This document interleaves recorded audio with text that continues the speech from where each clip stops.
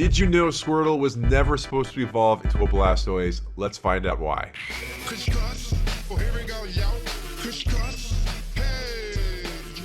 Hey everyone, and welcome to ChrisCross Media. My name is Chris, and you are watching Scrapped. Yes, the series where I talk about stuff that was scrapped from your favorite games, movies, and things. Hasta la vista. Scrapped stuff. And now, if you all remember back about a year ago, there was a huge leak giving us a glimpse of the beta versions for Pokemon Red and Pokemon Green, that being the first game ever in the Pokemon franchise for the Game Boy. Now, if you're unfamiliar with the term beta, it is a version of the game that is basically unfinished, which means it's still in production, it's still being tested, and many times there's content that will never be released, which means it's gonna be scrapped.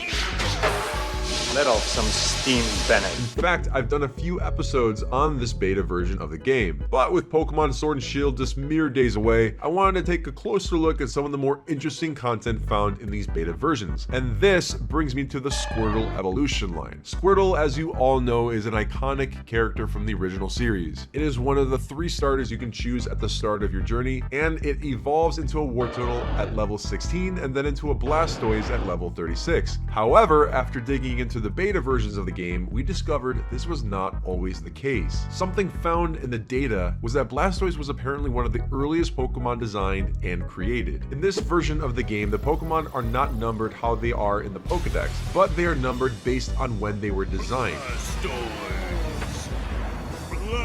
In the earliest concepts of Blastoise, you'll notice that he does not feature the cannons on its shell. The biggest surprise was finding that Squirtle and Wartortle were not connected to Blastoise at all. In fact, Wartortle evolved into this Pokemon, which fans have since called Totartle. Totartle? I don't know how to phonetically say this, but I'm gonna say Totartle. And now, unfortunately, all we have is this back sprite. But fans like Rachel Briggs brought these sprites to life in an awesome new way, and we now have these awesome pieces of artwork. Clearly, this Pokemon looks similar to Wartortle, with bigger winged ears and a fluffy tail. Now, keep in mind, Blastoise is still in the game, just not connected to Squirtle, and instead evolved from this little guy. This amazing artwork was also done by Rachel to fully bring this character to life, which, when looking at these two, it just makes sense. As a kid, I was always curious why Blastoise didn't have winged ears or a big fluffy tail, or how the patterns on its shell changed drastically. Granted, there's always differences from one evolution to another, but I always found this interesting from a design standpoint. So it's